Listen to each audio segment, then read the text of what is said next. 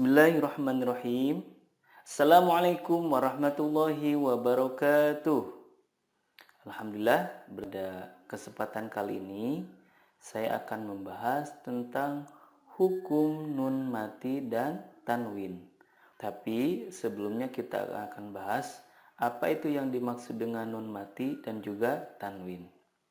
Nun mati adalah nun yang tidak berharokat. Biasanya di atasnya ada tanda bulat seperti bulan sabit ataupun bulat sempurna.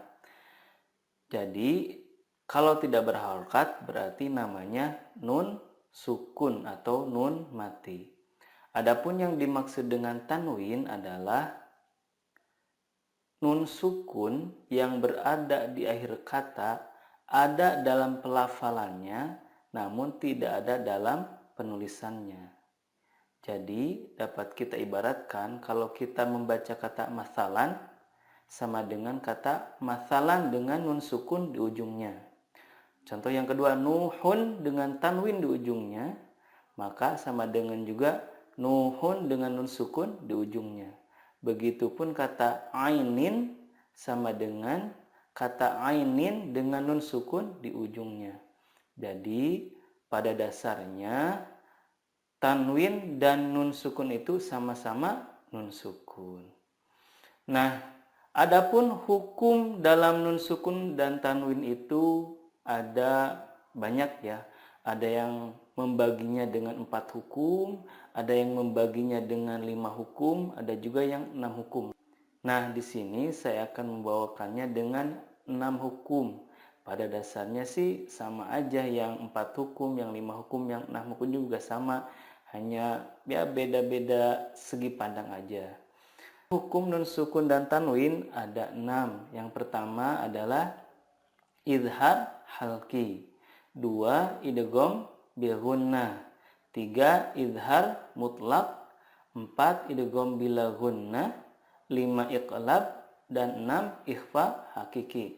Nah, biasanya kalau yang pakai 5 hukum itu izhar mutlaknya itu dijadikan pengecualian dalam hukum idgham bi gunnah.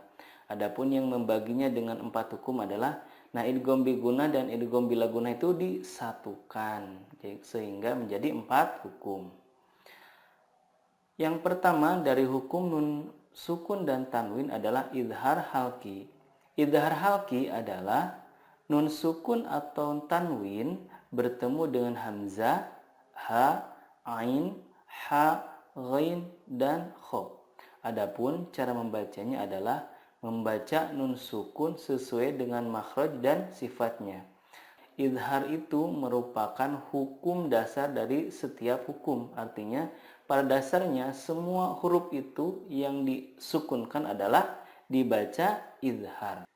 Kemudian kenapa dinamai dengan halki? Karena huruf-huruf izhar di sini makhrajnya adalah dari tenggorokan. Nah, tenggorokan bahasa Arabnya adalah halki gitu ya. Di sini ada contoh dari izhar halki. Yang pertama bertemu dengan hamzah.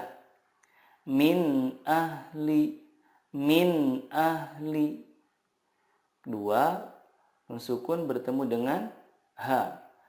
Man hajaro, man hajaro. 3 tanwin bertemu dengan ain. Haqqan ala, haqqan ala. 4 nun sukun bertemu dengan ha. Min haitsu, min haitsu.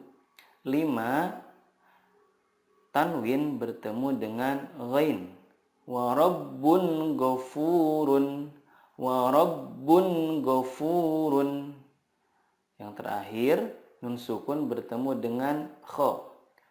Wal munkhaniqatu, wal munkhaniqatu. Yang kedua ada hukum idgham bil gunnah. Idgham bil gunnah adalah nun sukun atau tanwin bertemu dengan huruf ya, nun, mim, atau waw. Cara membacanya adalah meleburkan nun sukun ke huruf berikutnya dan disertai gunnah yang dipanjangkan 2 sampai 3 harokat. Contohnya, nun sukun bertemu ya, may yaqulu. Kita ulangi lagi contohnya, may yaqulu. Selanjutnya, tanwin bertemu dengan huruf nun. Contohnya, amilatun nasibatun. Amilatun nasibatun. Nun sukun bertemu dengan mim. Mim masadin. Mim masadin. Tanwin bertemu dengan waw. Khairun wa abqa. Khairun wa abqa. Dari hukum idgham bi gunnah ini ada pengecualian, yakni apabila nun sukun bertemu dengan waw atau ya dalam satu kata. Jadi bertemunya itu dalam satu kata. Nah, hukumnya adalah izhar mutlak. Contohnya, ad-dunya, tidak dibaca ad-duya, tetapi yang benar adalah ad-dunya. Bunyanun, qinwanun, sinwanun. Nah, keempat kata tersebut dibacanya adalah idhar, tidak diidghamkan. Hukum yang selanjutnya adalah idgham bila gunnah. Idgham bila gunnah adalah nun sukun atau tanwin bertemu dengan lam atau ro. Cara membacanya, meleburkan nun sukun ke huruf berikutnya tanpa gunnah. Contohnya, tanwin bertemu lam, rizqal lakum, rizqal lakum. Nun sukun bertemu ro, mir rabbihim, mir rabbihim. Hukum berikutnya adalah iqlab. Iqlab adalah nun sukun atau tanwin bertemu dengan huruf ba. Cara membacanya, mengganti nun sukun dengan mim sukun dan disertai gunnah 2 sampai 3 harokat. Contohnya, sami'an basiran, sami'an basiran. Amba'ahum, amba'ahum. Hukum yang terakhir ada hukum ikhfa hakiki.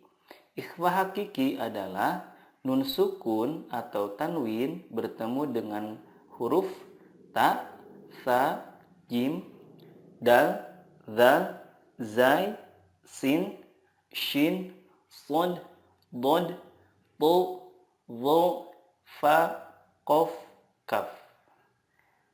Nah, cara membacanya adalah menyamarkan nun sukun dan disertai gunnah 2 sampai 3 harokat. Yang dimaksud dengan menyamarkan di sini adalah ketika kita mendengungkan atau menyamarkan nun sukun itu, lidah kita sudah siap ke huruf berikutnya. Di sini ada beberapa contoh ikhfa hakiki. Pertama, nun sukun bertemu dengan to. Yantiquna.